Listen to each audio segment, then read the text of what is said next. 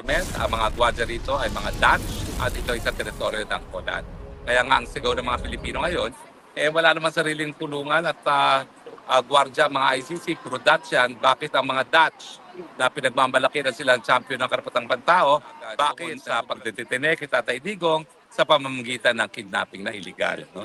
So tingin ko dapat talaga magkaroon ng resolusyon ng hukuman dito sa Holland kung tama ba na isang tao na linilitis ng ICC ay nakuha ang restriction sa kanyang pagkatao sa pamamagitan. Tama yun, no? Kasi kaya ka nga naglilitis para makapagbigay ng katarungan, paano naman magkakaroon ng katarungan kung lalabagin mo naman yung karapatan ng akusado mismo.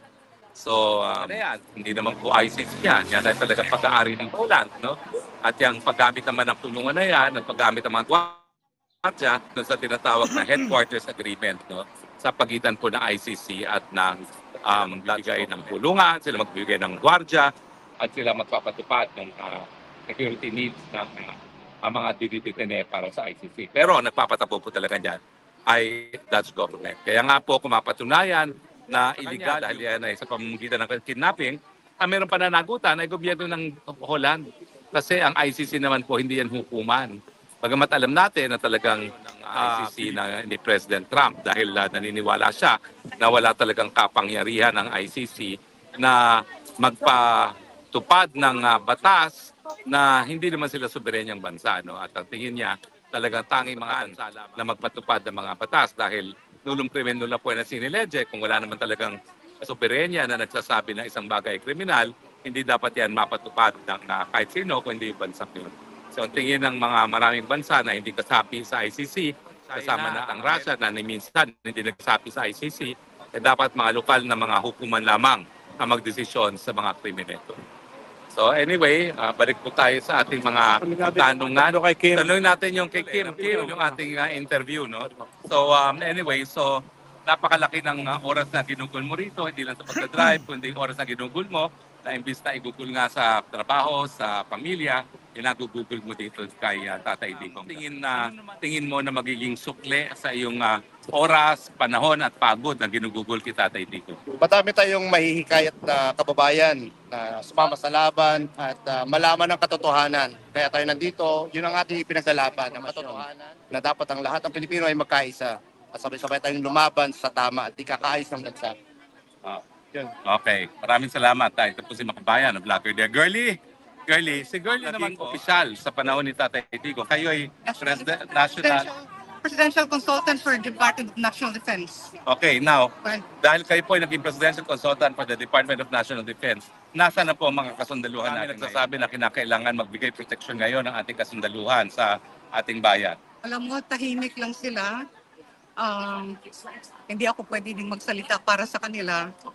Pero alam natin ang mga Tatay Digong talaga. Oh, well, pero nga po. Nakakalungkot, umiiyak sila sa tago. They may follow their boss right now, pero sa puso nila, napakasakit sa kanila yung nangyari sa ating Tatay Digong. Alam natin yun, nakikita ng natin. Mga kamag-anak din ng mga nandito yun. Well, anyway, talaga naman po dun sa absentee voting ng militar at kapulisan, Ay, talagang kita mo na overwhelming ang suporta dun sa mga kandidato ni Tatay Digong. Tingin yung pwede maging dyan para sila ay magprotekta na naman sa mga mamamayan na gaya ng ginawa nila noong 1986 at nung kailan lang yung panahon ni Presidente Erap. Alam mo, kung sila lang ang masusunod, matagal nang may... Pero si Tatay Digong ayaw ng gulo eh. Ayaw niyang baka mamaya may bloodshed. Ayaw niya talaga. So, pinapakalma niya mga tao lang. Pero ayaw niya talaga ng gulo. Pero alam mo bang, ang dami nang lumapit sa akin. Parting simbahan, parting iglesia, parting KOJC. Talagang masakit. Bakit natin ito pinapabayaan ng ating bansa na ganito na nga nangyayari ngayon?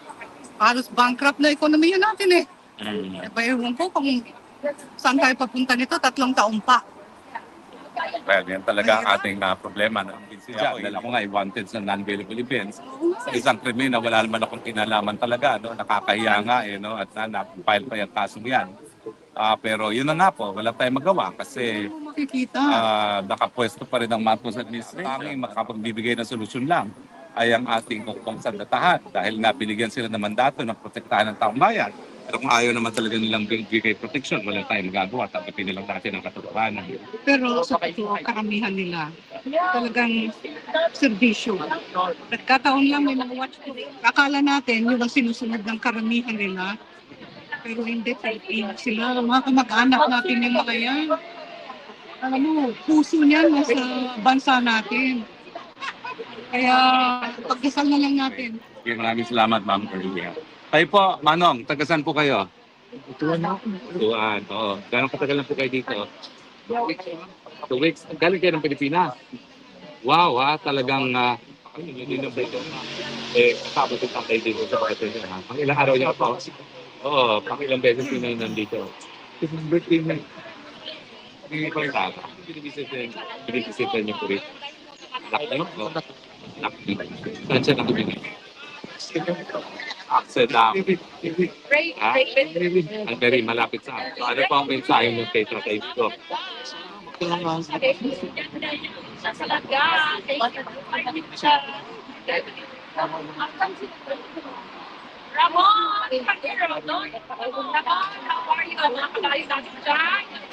Anyway, saan po natin, pagdasal pa rin natin talaga na hindi na magtatagal at makakauwi na si Tatay Dito.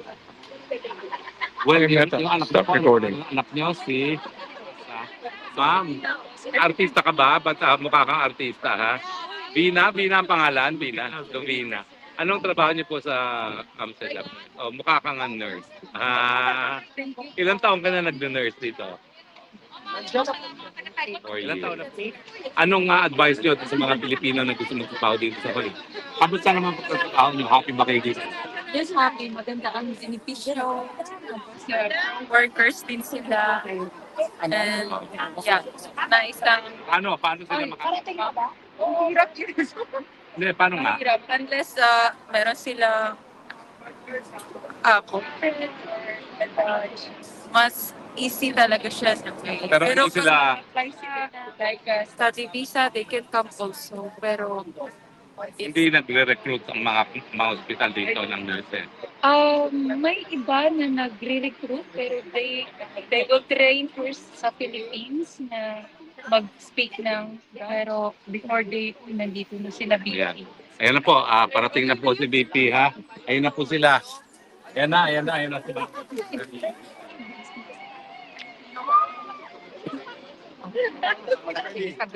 Girly! Patsagaan natin ako.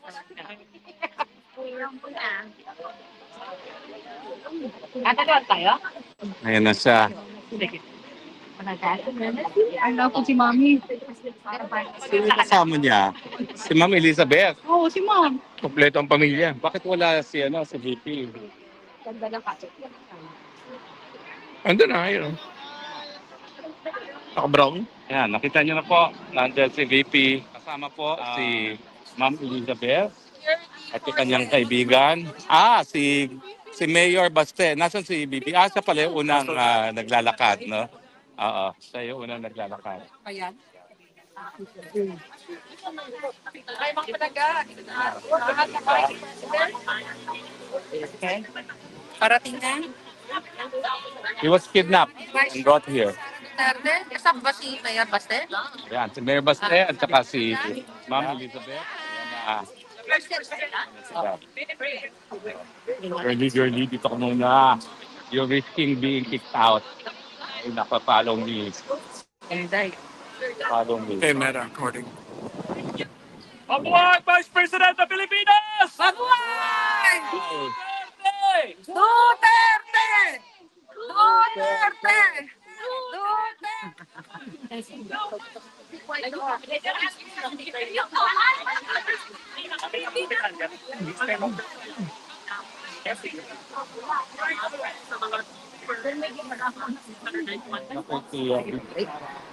Nandiyan na po ito siya. Ayan. Kita. Nasa BP. Hi, G. Ada Mungki, Ronald Jacks. Mga tao. Vice President ng Pilipinas! Dito na tayo. Mabuhay si Vice President! Mabuhay!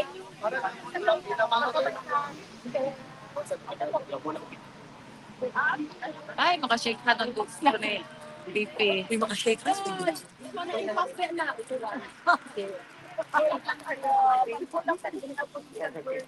Pwede Tagalog mo kasi para Hello, baby!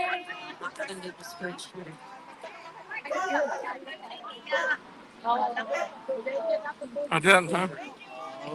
Ayan. Dating consultant ng tatay dito.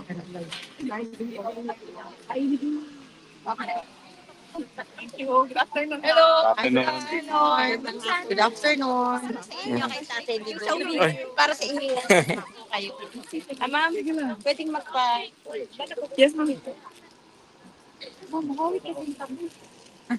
Meron pang ibang letters na bibigay ko sa'yo. Eh, bak. Sa mga followers.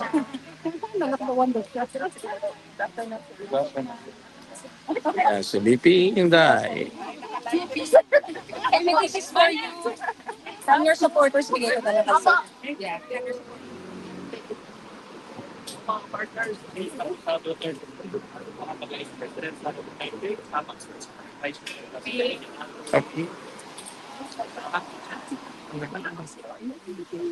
Hey, Meta, stop recording.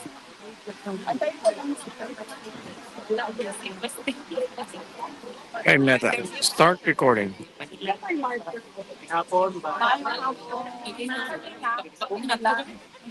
Hindi mo si video ulit na tayo, no? Alright. Ang sabihin basta, ayan. Simulan po natin. Okay. Sana lang ako.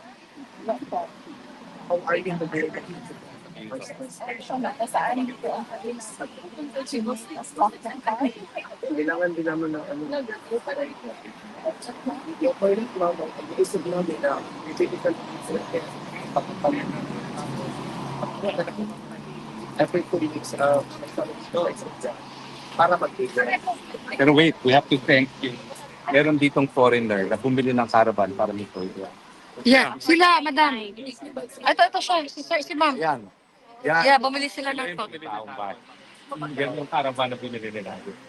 Thank you very much po. Okay, sir. Okay, nandito na po si Sara at saka si Mayor Baste. Lahat po ng buong Pilipinas nag-aabang sa latest balita. Bisita nyo kita, Tatay Digong. Opo. So, on time kami ngayon. Na-consume namin yung allowed, no, na 1 hour and 30 minutes. At ito yung second visit for the week. Ang susunod na visit. So, nagpapasalamat kami sa ICC Detention Unit dahil in-approve nila yung request namin na padagdagan sana yung mga araw na pwedeng magbisita kay dating Pangulong Rodrigo Duterte. Ang pagkakaalala ko, ang allowed na ngayon is Tuesday, Wednesday, and Friday na. So, papasalamat kami doon. At, well, dinanong namin siya kanina kung kamusta ang kain. Sabi niya na wag mo kamustahin ang kain ko. Sabi ko, i-update mo ako sa kaso. So, in-update ko siya sa kaso according to sa kung ano lang allowed, no? Sa amin na non-lawyers niya sa ICC na pwedeng sabihin sa kanya. So, yun ang unang pinag-usapan. And then nag-usap din kami about family. Kung kamusta na ang mga family members, nagkamusta siya kay sa kuya namin. Tanong siya nasaan si Paolo at anong ginagawa. At ang sumunod ay nag-mention siya about Kitty sa kanya ng mga lawyers kasi allowed siya, no, na ipakita yung mga messages nating lahat. I-upload ng lawyer yon at ipakita sa kanya. So nakita niya daw yung billboard ni Kitty sa Manila. Meron daw billboard si Kitty sa Manila. So na-mention Hey, niya Meta, yun. stop Proud recording. of it. And nagtanong siya. Hey, Meta, start recording. Nagtanong siya kung kilala ba daw ng mama ko si Anilet.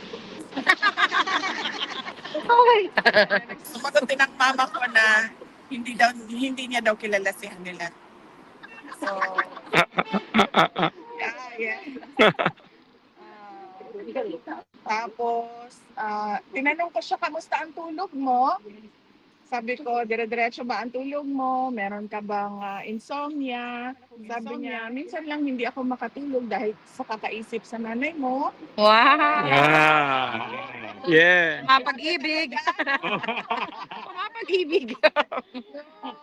Yung ano niya, yung kanyang, wala yung kanyang pambobobor. Pambobor. Sa mga magagandang babae. What else about family? Tinanong niya si Mira. No, sabi ko, okay naman si Mira. Nakatanggap ako ng video galing kay Mira. Si Mira po yung bata na nakita niyo kasama ni Kitty. Yan po si Mira. And then we talked about Suling, yung anak ni Baste. At sinabi namin sa kanya na kapag nagsama yung dalawa, si Mira at si Suling, ay parang merong powerhouse of mga taratitan na mga babae na mga future strong women of the Philippines. At ano pa ba about family? Yan lang naman yon about family. Yung update sa case, na-update siya sa case, update sa elections, tapos na yon, na alam na niya yon. Tinanong ko siya kung ano ang message niya. Sabi ko, araw-araw may naghihintay sa nakita ng suporta sa iyo. At tinanong ko siya, sabi ko, may gusto ba ng message sa kanya? And then, ingon niya in Bisaya na tindog lang mo din ha, hantod sa kahangtulan. Alam namin na, alam niya yun. Yeah. And then sabi niya, no, tell them na by memory ko lang ito. I eternally for your showing of support, and I recognize your sacrifice which you do not have to do, so you now go home. Yun ang sabi niya. So, Ano, uwi ba tayo?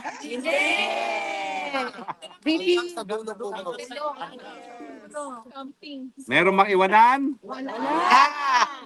Sa VP kay PRRD, nasaan po? Sa room or sa dining table, sa garden? Paano po ba pag meron kaming special room Okay. doon sa visiting area dahil doon ang binibigay sa amin na na space? space. Hindi kami doon sa common area. Kami sa Special room. May binalita ba kayo naging reaction ni Tatay Digong sa mga national news na binigay niyo sa kanya? Wala kaming pinag-usapan na national news. Well, napag-usapan namin yung May 31. Yeah, yung birthday. Ay, lahat, yes. Napag-usapan namin yung May 31. So, nag-run mga speakers. Sabi ko, nandoon si Baste, nandoon si Senator Amy, nandoon si Senator Dante Marcoleta, Senator Robin Padilla, spokesperson Harry Roque, Attorney Vic Rodriguez, si Maharlika I mentioned, and then ako, and the lawyer, the American the American guest, si Marco. So sabi ko, we had 10 speakers, at madami ang pumunta, at madami ang nalasing. Yes. Madami ang nalasing, at madami ang nabusog. Sobrang dami ng pagkain din. Madami ang nabusog, at madami ang nakakalungkot na nagsama-sama tayo dahil nakakulong si Pangulong Duterte. Pero sobrang saya dahil nakikita mo yung pagkakaisa ng sobrang daming Pilipino for a single cause. And that is ICC, the PRRD. Yes. Pwede ba niyang makita mga video ng mga gathering all over Pwede the po world? ma'am, pero lawyers lang po ang allowed noon. So ang ginagawa namin is pinapadala namin sa lawyers, and then they upload it sa laptop. Visit sila, pinapakita. Yung birthday niyo, New York had a very big gathering also sa Times Square. Yes, ma'am. Oo, I know. I think this is the third year ba na ganun ang ginagawa ng mga nasa... Personal friend ko yung pinaka-organizer. Nakita ko yung Yeah. yung sa, ano ba tawag, billboard? Yeah. Yung video Video talaga. talaga. Sobrang Digital, what do you call that? Oo, parang Ano tawag? LED? LED. Spectacular. Second or third time na yan. At nagpapasalamat ako, hindi lang sa mga kababayan natin sa New York, kundi sa buong mundo na nag-celebrate din. But more than that, may double cause yung kanilang celebration. Meron din silang panawagan to send PRRD, bring PRRD. At of course, yun din yung panawagan natin lahat, no? Ibalik si Duterte at ibalik ang tunay na pagbabago. VP, nagpaalam na ka ba na babalik ka uli sa Pilipinas? Anong mensahe niya sa'yo? Anong mensahe niya? Opo, nagpaalam na kami. Nakita ko lang sa side eye. Inuuwi ko po yan. Roommate ko yan. Roommate ko siya. So ilagay pa natin siya dito. Sa gitna.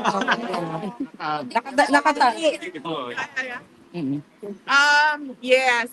So sinabi na namin sa kanya na uwi na kami tomorrow. Wala na yung biyahe namin. Tapos sinabihan namin siya na darating si kanila sa Thursday. And then ang susunod na darating ay si Paulo, kasama yung kanya ang mga anak. VP, paano mo niyo po assure ang Pangulo para magkaroon siya ng hope na sooner makalabas na talaga siya dyan? As far as allowed sa amin ng mga lawyers na wala kaming privileged communication, sinasabi namin sa kanya, alam na ng lahat, no, public knowledge na nag-file ng questioning ng jurisdiction at ngayon ay merong provision sa Rome Statute, yung interim release na tinatrabaho din. And then one of the discussions as well was here to go through the Dutch laws. Yeah. Which she said, okay, explore that. And then sabi ko, I can do that while I'm back in the Philippines na online na lang yung pag-aasikaso. At, well yun ma'am. Kung ano yung alam na ng lahat, yun lang din yung sinasabi namin para wala kaming At yung bago yung tungkol sa... Yung domestic remedy. Well, unfortunately, dahil paalis na si VP, no? Last question siguro si Mayor Baste. Ano pong feeling nyo dito sa bisita nyo, itong pangalawang bisita nyo kay Tatay Digong? Mas magaan. Kasi tingin ko okay naman siya. Okay naman. Yun lang, matanda na nga. Nagsalita na ako kahapon, tama. Walang bago. Isisi po ng ibang mga mambabatas na membro ng Makabayan Bloc sa pagpapaliban ng impeachment ay si President Marcos na nauna nagsasabing hindi niya gusto ang impeachment. Any comment po about? Naku ma'am, hindi ko po alam, no? Hindi ko po nasusundan. Actually, yung mga nangyayari sa Pilipinas kasi magkaiba yung time zone. So, gising na gising tayo dito, tulog naman sila lahat doon sa Pilipinas. Hindi ko nasusundan. Pero ang pagkakaintindi ko ay madaming procedural lapses na nangyari na labag sa Constitution. May naamoy daw po na ang ilan sa nagsulong ng impeachment niyo sa ginawang pagpapaliban ng Senado sa impeachment proceedings, may mga nagsasabing na allegedly may pinagbatiktahan at pinatatakutan daw po si Senate President Escudero po. Well, sa pagkakilala ko naman kay Senate President Cheese Escudero ay hindi natatakot yon. In fact, isa siya doon sa mga, kasama ba siya sa Spice Boys? Hindi. Pero impeachment ni GMA, tatlong beses. Yes, 3 times. Oh, yes, there was a group called Spice Boys at the time sa House of Representatives, di ba? Yung mga matatapang na mga mga batang... mga batang congressman. Parang kasali siya doon. But sa impeachment po, siya yung minority floor leader. Yeah, so during the time anyway, of GMA? yes, we do not remember him na, I do not know him na natatakot na klase na politiko. So, hindi ko lang alam saan nanggagaling yung sinasabi na takot na si Senator Cheese Escudera. Hindi ko alam saan galing yan. Last question na lang po kay Sir Basta. Sorry ha. Kumusta yung jet lag niyo po? Better na, naka-recover na sana. Kaso pauwi na ako, so babalik. Hindi pa nakarecord. Yes, naman. My birthday wish pa sa APRDC. Oh yes, noong May 30, nagkausap kami noon at meron siyang birthday wish pero I'd rather keep it private. Thank you, ma'am. Yes, ma'am. Last po. The Senate seems to be in conflict as to when they tackle the impeachment. If 19th Congress can carry it over to 20th or no, any comments on that? Well, yan ma'am, pina-question din namin yan. Yung pag-crossover from the 19th to the 20th Congress. Dahil ang composition ng House of Rep, Representative. yung lawyers ko na lang magsalita. Okay. Kasi papagalitan naman ako nila. Papagalitan na naman ako noon, ma'am, ng mga lawyers ko. So, Any more? VP, ang